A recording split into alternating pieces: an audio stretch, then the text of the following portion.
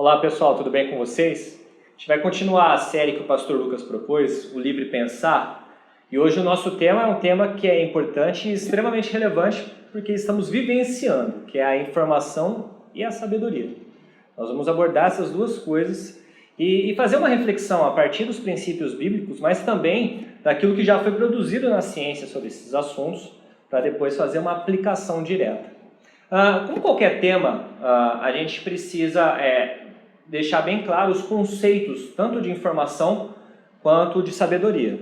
A informação, de uma forma mais simples, ela é um tipo de conhecimento produzido pelo ser humano. Então, todas as informações que nós recebemos, elas são vastas e variadas, mas não significa que todas as informações sejam verdadeiras, elas precisam ser apuradas, tá? Então, você está aí no WhatsApp, no Facebook, você recebe uma notícia, você recebe um áudio, e sempre, às vezes, meio alarmante, e essa informação você fica, às vezes, até com medo, mas você não sabe se propaga ou não. Por quê? Você não tem base suficiente para saber se essa informação ela é ou não verdadeira. Por quê? A informação, ainda mais agora numa época que a mídia ela tem muita força e nós podemos produzir conteúdo como nós estamos fazendo agora, a gente produz a informação e a informação ela tem um objetivo, tá? Então, qual é a questão da definição que a gente tem na filosofia, por ser um tipo de conhecimento? Porque a filosofia ela trabalha com conhecimento científico, a filosofia trabalha com conhecimento racional e também com senso comum, que a gente vai abordar daqui a pouco. E eu vou fazer umas provocações filosóficas a partir disso aí. Então, no decorrer do nosso estudo, a gente vai falar sobre isso. A outra coisa é a sabedoria. A sabedoria, diferente da informação, ela é a habilidade de você aplicar um conhecimento em diferentes circunstâncias, tá? Então, uma pessoa que ela é sábia, tanto biblicamente como num sentido mais popular, ela vai criar uma habilidade, e essa habilidade ela vem pela experiência, pelo conhecimento, e ela vai saber onde colocar essa sabedoria e aplicar ela, tá bom? Então, se a gente tem bem claro que a informação e a sabedoria, elas andam juntas, e elas são extremamente relevantes para o cristão, então a gente pode prosseguir. Para a gente poder fazer uma reflexão, eu vou citar alguns teóricos da sociologia, que vai fazer a gente refletir a respeito do que a gente recebe como a mídia passa, as informações, e talvez entender que em alguns momentos a gente pode estar sendo ou não manipulado. A gente tem um filósofo chamado Pierre Levy. Pierre Levy, ele criou um conceito chamado democratização do conhecimento, tá? Se você pesquisar no Google, você vai perceber que o Pierre Levy, ele criou o conceito de cyberespaço, ou seja, várias pessoas conectadas e ao mesmo tempo nessas conexões transmitindo conhecimento, informação e aspectos relevantes da cultura dela. Então, o cyberespaço são lugares onde uma pessoa, numa distância, ela pode se conectar com outra e fazer várias coisas, várias demonstrações de conhecimento. Só que o Pierre Levy, quando ele criou a democratização do conhecimento, ele tinha uma ideia bem positivista, no sentido de que a tecnologia ela forneceria às pessoas um espaço onde pessoas de diversos lugares, de gênero, tanto homem quanto mulher, negro, branco e outras etnias, você poderia fazer a propagação de um conhecimento, tá? Então é um espaço democrático, então os pobres e ricos poderiam fazer isso. Qual é a questão que a gente entende aqui? É um pouco perigoso a gente achar que todas as informações que são produzidas na internet elas são válidas, tá? Porque a gente tem aspectos positivos e negativos. Exemplo, em pouco tempo a gente ouviu falar tanto em terra plana. As pessoas acreditam em terra plana, elas pegam e fazem vídeos a respeito, mas sem nenhuma base científica. Então, é democrático? Todo mundo pode falar o que quiser, mas não significa que seja correto. Esse é um aspecto negativo dessa democracia do conhecimento que Pierre Levy tanto acreditava. Só que o aspecto positivo é a gente poder também fazer transmissões ao vivo, que a gente está fazendo as lives da igreja, nesse momento onde a gente está todo mundo em quarentena. É uma forma de a gente se aproximar um pouco, diminuir o espaço, a saudade. Então, tem um aspecto muito positivo. As faculdades estão fazendo os IADs, né, para que as pessoas tenham acesso ao conteúdo disciplinar Os colégios também estão providenciando isso. Então, a gente tem aspectos extremamente positivos e relevantes que a gente pode ficar refletindo muito sobre. Mas, se a gente tem aspectos positivos e negativos, se a gente tem uma rede que transmite informação toda hora, 24 horas por dia, eu vou usar dois filósofos aqui que são cristãos. Tá? O primeiro é o J.P. Moreland e o segundo é o Garrett Lewis. Eles falaram o seguinte: toda informação que tem um conhecimento específico, ela carrega em si um objetivo. Isso acho que ficou bem claro na hora que a gente fez a abertura. Só que, qual vai ser a forma de eu saber que aquela informação que eu estou recebendo ela é verdadeira? Então eles criaram um tripé. É o tripé de você, pelo menos, depurar a informação que você está recebendo.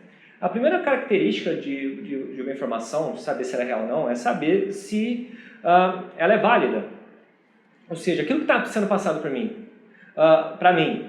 ela é válida? Ela é verdadeira? Tem pessoas que estudam seriamente e fazem pesquisas a respeito disso? Você não precisa ser cientista para isso, mas é uma forma de você não ser levado por qualquer tipo de informação que seja passada. Então a primeira parte é a validade, a segunda é a solidez. A solidez é o quê? São as referências que eu tenho daquela informação passada. Então aquela coisa, eu recebi que vai cair um meteoro na Terra. Tá, tudo bem, quem falou? Eu não sei, eu vi na internet. Só de você usar essa expressão, eu vi na internet, como o pessoal fala, está na internet, então se está na internet é verdadeiro, já quebra a solidez do argumento. Porque os argumentos eles têm que ter uma base empírica, racional, pesquisas a respeito disso, informações, fontes históricas, dependendo da área da ciência que você estiver trabalhando, você precisa de mais plausibilidade para que o argumento ele seja válido e ele seja sólido. Então não adianta eu falar, olha, eu fotografei, eu vi um asteroide ontem. Se você conversar com uma pessoa cética, ela fala, tudo bem, você viu, mas você tem foto disso? Você registrou? Porque senão fica o seu argumento por ele mesmo. Então as informações elas são bem interessantes, mas a partir do momento que você aplica uma regra da validade, se ele é válido, se ele é sólido, você já tem um bom chão, um bom fundamento para não ser levado por fake news. Porque a terceira parte do tripé, tanto do Lewis quanto do Moreland, é a convencibilidade. Porque se um argumento ele é válido e um argumento ele é sólido, a convencibilidade é uma consequência natural da lógica. Então, essa é uma forma que nós cristãos, nós devemos sim aplicar. Tá? Embora sejam dois filósofos cristãos, a gente tem outros filósofos que não são cristãos que trabalham da mesma forma. Então, tome cuidado com as informações, ainda mais agora, em período de pandemia. Tem pessoas que estão fazendo... Tá um pêndulo, né? Ou tem pessoa que faz um drama, falando que o mundo vai acabar amanhã, ou tem pessoa que relativiza demais. O que esse filtro ele vai nos ajudar? Que esses dois filósofos comentaram. Não ir para os extremos, porque todo extremo, qualquer informação sem base é perigoso, porque leva a um outro sociólogo. Eu falei do Pierre Levy, vou falar de outro Pierre, que é o Pierre Bourdieu. Pierre Bourdieu ele ficou famoso pelo filósofo brasileiro, né, o Clóvis de Barros Filho, que popularizou o Pierre Bourdieu em suas palestras. Mas o Pierre Bourdieu ele teorizou muito sobre o impacto da televisão na sociedade. E como ele escreveu isso na década de 90, os princípios que ele abordou ali também são válidos para outros tipos de mídia. A televisão é uma mídia, mas hoje a gente vê outras formas, tá? A internet, e na internet você tem o Facebook, você tem o YouTube, você tem outras formas de divulgação. Só que quais são os impactos? E aí o Pierre Bourdieu ele vai para um lado negativo e é importante a reflexão a partir disso. Primeiro que qualquer informação sem buscas da validade dela pode levar a medos, pode levar a fobia e principalmente a representações falsas. Tá? Então se de repente eu me impressiono com qualquer tipo de informação e eu não busco saber se aquilo é real, a chance de eu desenvolver uma fobia, um medo, é muito grande. A gente tem exemplo agora dos médicos italianos que quando voltam para suas casas, as pessoas têm medo deles como se eles fossem leprosos. É essa expressão, muitas vezes, que eles estão usando, porque era a forma que o leproso era tratado no mundo antigo. Então, quando você pega pessoas que passam informações e a gente não sabe quais são os objetivos, lembra que o objetivo é extremamente relevante, eu posso, num sentido mais coletivo, estar fazendo mais representações falsas, causando mais medo e mais histeria. Vamos lembrar que a histeria é perigosa. A histeria ela atrapalha não só a parte do indivíduo, mas do indivíduo em coletividade. Tá? Porque quando a gente pega uma pessoa que ela está com medo, não há nada que você possa fazer para ela naquele momento, porque a emoção dela está abalada, que faça ela mudar. Tá? Então a gente tem essa primeira questão do Pierre Bourdieu. A segunda questão é que a mídia, a televisão no caso que ele estava falando, mas também a gente pode ampliar isso, ela pode impor visões de mundo. Quantas vezes nós cristãos, para pensar, quantas vezes nós cristãos, pensa agora no católico e no evangélico, quantas vezes nós somos retratados de uma forma pejorativa na televisão, de uma forma totalmente equivocada, como se fôssemos totalmente ignorantes. E isso formata a visão de mundo, porque as pessoas que estão recebendo essa informação pela mídia, elas não estão querendo saber se isso é verdade ou não. Elas nem questionam. Então elas começam a achar que nós, cristãos ou católicos evangélicos, nós somos um bando de ignorantes contra a ciência, que a gente fica caçando bruxa pela rua. E não é essa a verdade. Então as representações falsas, e principalmente a imposição de visão de mundo, é uma característica da mídia que a gente tem que tomar cuidado. E o terceiro ponto que o Pierre Bourdieu fala, e não sou eu, gente, para pensar, estou citando pessoas, esses dois, o Pierre Levy e o Pierre Bourdieu, não são cristãos, para fundamentar que nós devemos ter sim um receio, e principalmente, receio não, desculpa, mas um senso crítico a respeito das informações que nós recebemos. Isso é uma característica da sabedoria. Então, quando a gente pega essa questão dos monopólios, dos medos, das fobias, isso a mídia faz. Isso significa que ela é desnecessária? Não, muito pelo contrário. O jornalismo é extremamente relevante. Tudo é importante. A questão é, a gente não precisa aceitar tudo que vem da mídia. Não é porque está na mídia que é verdade. Então, quando nós paramos e refletimos sobre isso, significa que você pode ter acesso ao maior número de informações e conhecimentos possíveis, mas sem ser levado por elas por qualquer tipo de opinião. Antes, o senso crítico ele tem que estar ativo. Vou dar um exemplo. A imprensa é extremamente importante numa sociedade democrática. Então, você percebe que em governos autoritários a imprensa ela é sufocada. Isso está na história. Mas nem todo tipo de jornalismo implica em qualidade de informação. Tem jornalismo que é mais sensacionalista, tem jornalismo que está seguindo mais os interesses de uma emissora que passar uma informação correta à sociedade. Então, vou dar uma dica. Como a gente está em período, o nosso contexto é pandemia, qual é o meu conselho para vocês? Nós temos muitos cientistas, cristãos, não cristãos, que estão produzindo boa ciência e estão escrevendo para combater muitas vezes o falso entendimento que a mídia tem. Não é porque o cara é jornalista que ele tem uma formação profunda para falar sobre tal assunto. De repente, um jornalista esportivo, o rol dele de conhecimento envolve o esporte. Mas se ele for falar de política, ele pode cometer gafes. Eu posso cometer gafes, você pode cometer gafes. Então, qual é a questão?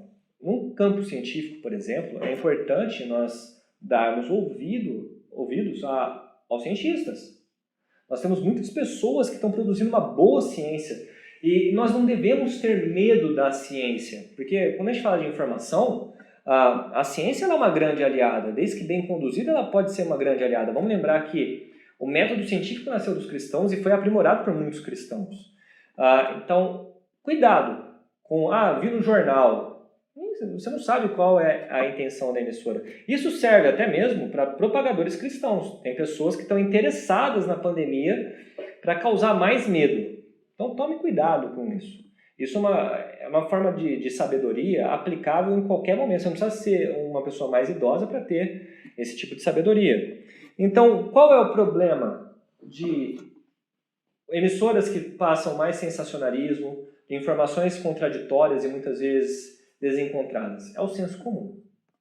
E eu preciso explicar para vocês o que é senso comum. Senso comum é qualquer opinião elaborada na sociedade sem nenhuma evidência científica. Por exemplo, vou zoar os corintianos. Tem um corintiano junto comigo aqui. e você achar que todo corintiano é ladrão porque você ouviu falar que todo corintiano é ladrão. Isso é um senso comum. Não há uma evidência sobre isso. Embora muitos vão levar isso numa parte mais de brincadeira, isso ajuda a estereotipar. Você cria o conceito que, então o corintiano é bandido. Eu estou dando um exemplo mais leve porque a gente vai ter impactos muito pesados na sociedade sobre o senso comum. Por exemplo, todo padre é pedófilo, todo pastor só quer dinheiro. Esse tipo de senso comum não tem nenhuma evidência sobre isso. Embora algumas pessoas do nosso meio façam isso, não significa que todos vão fazer, tá? Porque não é um método indutivo válido. Então, se eu acho que um homem estuprou, então todos os homens são estupradores em potencial. A gente tem visto isso muitas vezes, e sociologicamente é um equívoco. Então, quando a gente olha para a filosofia, a gente vê Platão falando que tem pessoas que têm uma coisa que ele nomeou por filodoxia. O que é a filodoxia? Filodoxia é o amor pela opinião. Às vezes as pessoas elas estão tão apaixonadas pela ideologia política dela, pela vertente religiosa que ela participa, ou pelo time de futebol, qualquer outra coisa que agrupa a sociedade, ela está tão apaixonada que qualquer opinião contrária ela não vai ceder, porque ela tem paixão pela opinião dela. E isso é uma coisa que a gente tem que combater, porque nós podemos errar. Nós podemos mudar de opinião, e mudar de opinião é uma coisa muito sadia, é muito saudável. E a gente vai ver, em vários momentos no Evangelho, Jesus corrigindo as pessoas com opiniões equivocadas. Então, eu vou dar um exemplo básico. Quando você pega lá Tiago e João, quando os samaritanos não queriam receber Jesus, eles falam, Senhor, você quer que a gente ore para que desça fogo do céu sobre os samaritanos? Jesus repreende eles. Então, a fala deles demonstra um preconceito que vem de uma cultura judaica. O preconceito contra os judeus e contra os samaritanos. E Jesus está combatendo isso. É um senso comum entre os judeus. Então, nós não podemos nos privar de sermos corrigidos. Isso faz parte, é saudável, tá? Então, quando a gente pega essa ideia de Platão e aplica, a gente tem que avaliar quais são os tipos de opiniões que nos deixam inflamados. A gente está vendo hoje na internet, se você olha no Facebook, as pessoas estão se degladiando por opiniões e puramente achismos. E o achismo é perigoso. Qualquer coisa que termina com ismo e vai para um extremo é perigoso. Por quê? Você vê, trazendo umas questões políticas, a esquerda acha que ela é perfeita, a direita acha que ela é perfeita. E, gente, historicamente, tem tanta atrocidade em nome dessas ideologias que se a gente não começar a olhar para mais profundo o assunto, ser mais humano nas questões, a gente vai ter um senso comum aí que vai ser difícil erradicar no nosso país. Porque as pessoas aqui, elas gostam da briga, elas gostam do debate, mas não é um debate para produzir conhecimento, é um debate para humilhação. Então a gente tem que fugir disso. Porque muitos desses argumentos é puro senso comum. O pastor Lucas, ele falou no vídeo dele, no primeiro vídeo, sobre essa série, sobre o efeito manada. Gente, Deus nos deu um cérebro.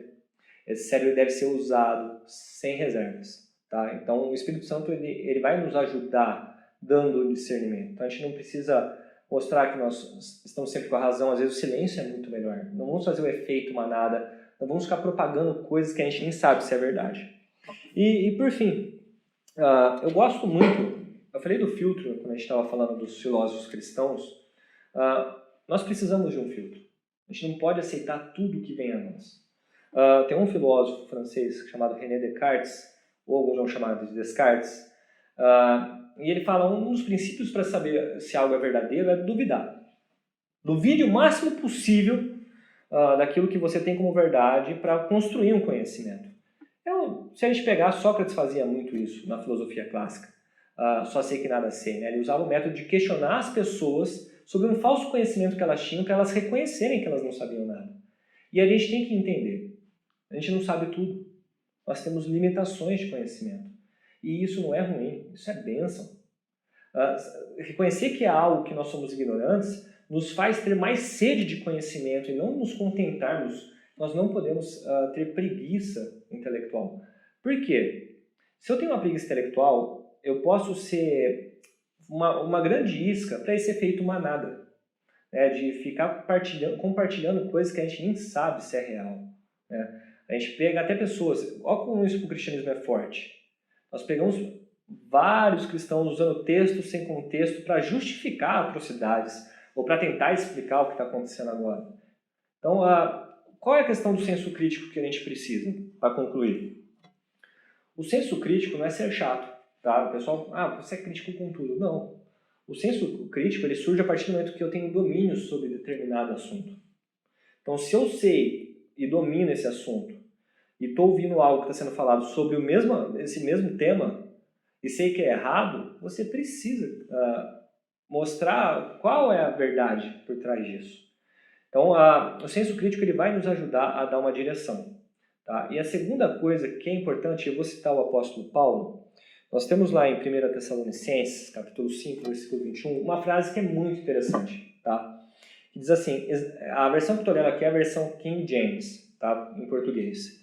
Diz assim, examinai todas as evidências e retende o que for bom. Gente, isso é senso crítico. A gente não precisa beber todas as águas, todas as fontes para saber que tem coisa que é ruim. Tem coisa que a gente vai observar e vai ouvir, vai doer só de ouvir. A gente tem que examinar mesmo as evidências. E eu gosto dessa palavra evidência. Porque a evidência ela é clara, ela é objetiva, ela não se contradiz. Então, quando a gente pega essa questão da evidência, quando eu tenho essa informação e Paulo fala analisar todas as evidências, é lógico que os textos que eu vou usar aqui, tanto de Tessalonicenses e mais adiante de Efésios, Paulo está usando um contexto de igreja. O contexto se aplica para a igreja, mas é um princípio que se aplica a qualquer coisa. Se aplica ao conhecimento político, ao científico, ao senso comum e à igreja.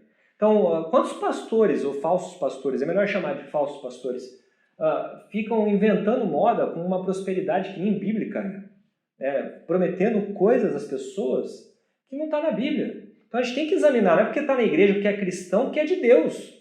E se você pegar 1 João, capítulo 4, versículo 1, fala que lá há o dom de discernimento de espírito. E espírito ali no sentido é de ensinamento. Então a gente tem que tomar cuidado.